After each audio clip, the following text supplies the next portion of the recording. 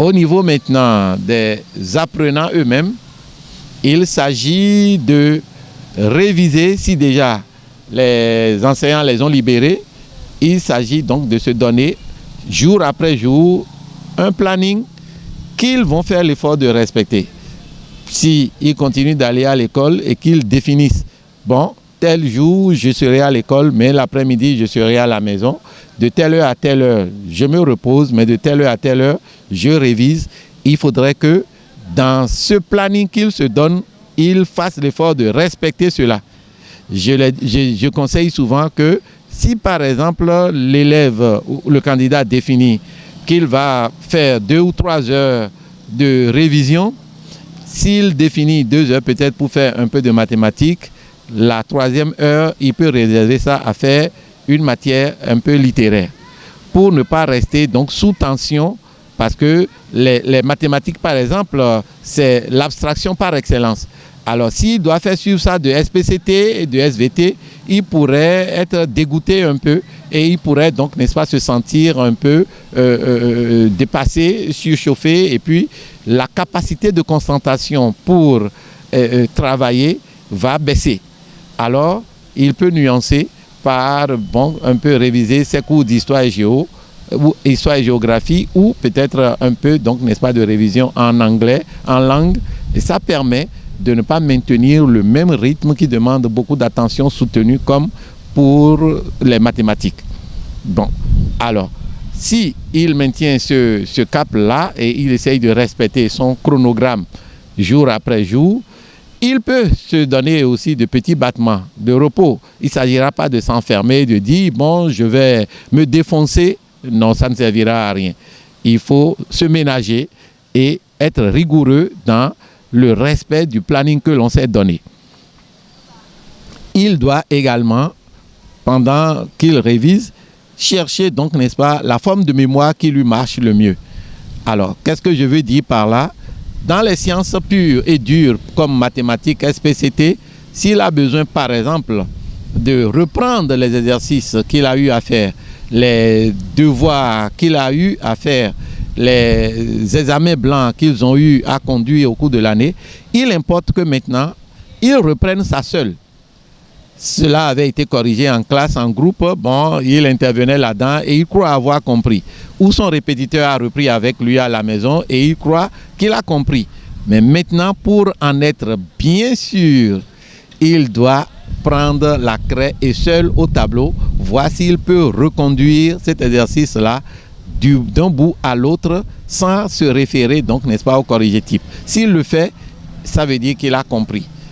Comme ces exercices-là, ces devoirs ou examens blancs sont déjà, donc, n'est-ce pas, des épreuves de synthèse trimestriellement ou semestriellement ou même, n'est-ce pas, pratiquement de toute l'année, et ça peut les aider à réviser. Donc, on reprend les exercices d'application, les épreuves pour voir si on peut les reconduire soi-même. Ça, c'est l'approche pour les sciences pures.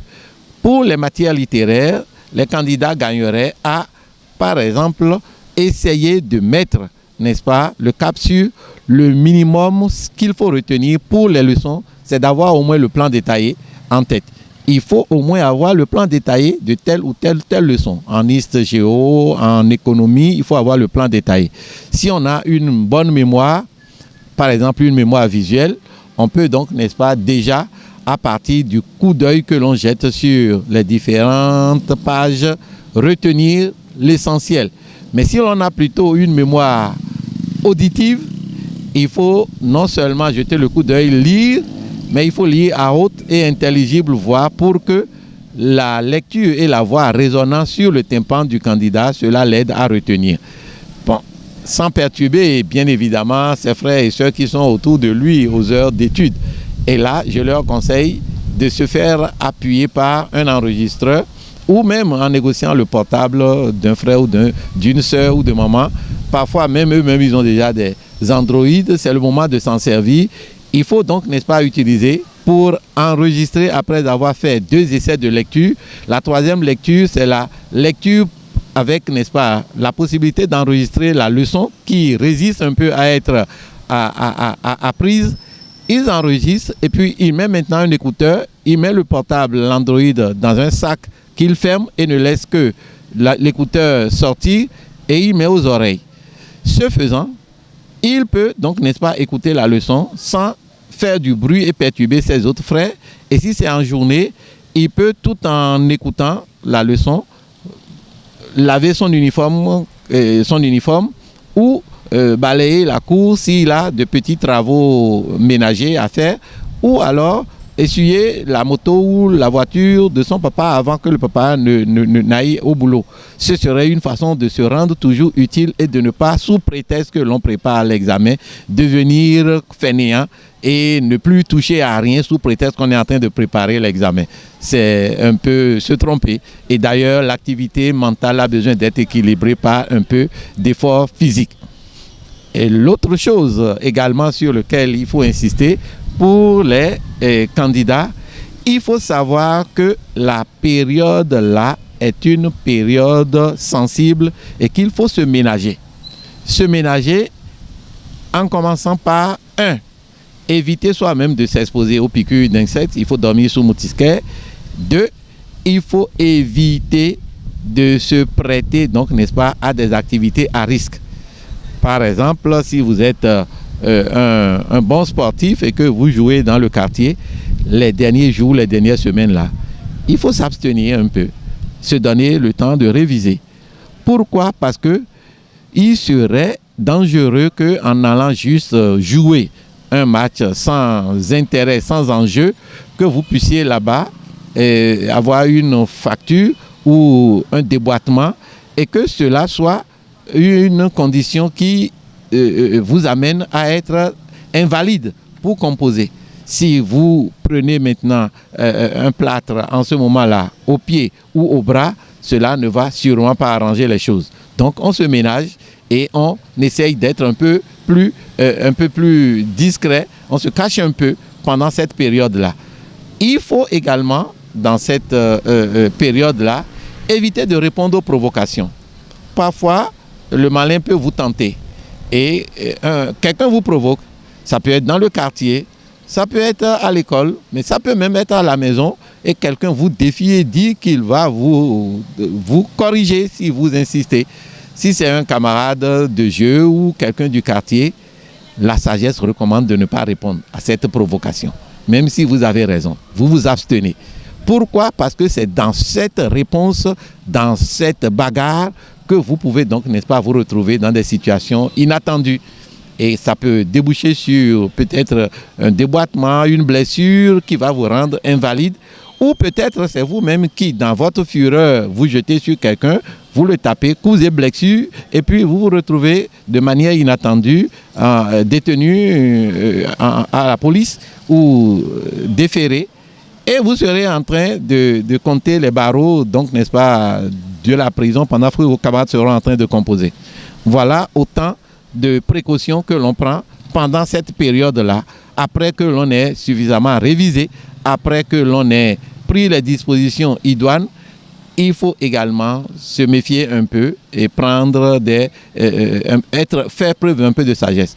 Après l'examen, on peut donc, n'est-ce pas, encore reprendre ces activités, que ces activités-là soient, tout en sachant que ce n'est pas tout ce qui est permis qu'on fait.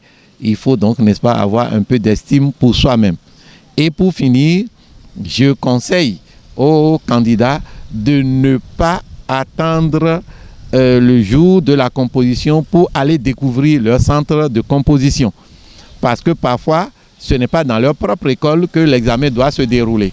On les envoie dans un collège de regroupement ou dans un complexe scolaire de regroupement qui peut être à 1 ou 2 kilomètres de leur maison. Il est conseillé que la veille ou l'avant-veille, ils essayent d'aller découvrir le centre pour déjà en avoir une idée. Ils sont à combien de minutes de marche de leur centre ou à combien de minutes s'ils doivent aller à moto, à Zim. Le danger, c'est d'attendre le matin du premier jour là pour peut-être sauter sur un Zim pour lui demander donc, n'est-ce pas, de conduire à tel endroit que soi-même on ne maîtrise pas très bien. Si le Zim s'égare, vous seriez en train de chercher le complexe scolaire ou l'école pendant que la composition aurait démarré là-bas. Ce ne serait pas très bien, ce serait vraiment un peu un risque qui peut donc, n'est-ce pas, être payé très cher. De la même manière, lorsque vous faites déjà l'expérience, que vous savez que vous êtes à 15 minutes de marche du centre ou à 20 minutes de moto de votre centre, il faut éviter de quitter la maison à l'heure juste pour dire non, en 15 minutes je peux être là-bas, courir et sauter sur la première moto que vous interceptez et vous osez dire au conducteur de taxi moto d'aller vite parce que vous êtes en retard. Je m'amuse à dire Zemidjan ou Zemidjaï, quand vous lui dites d'aller plus vite, vous augmentez vos risques de ne pas atteindre la destination. Parce que quand il va vouloir accélérer, alors que par malheur, c'est quelqu'un qui n'a pas encore la maîtrise parfaite de la moto, vous pouvez ne pas arriver à destination. Il faut prendre toutes ces dispositions pour être dans le centre de composition au moins 1 heure de temps avant le démarrage. Au moins 1 heure de temps.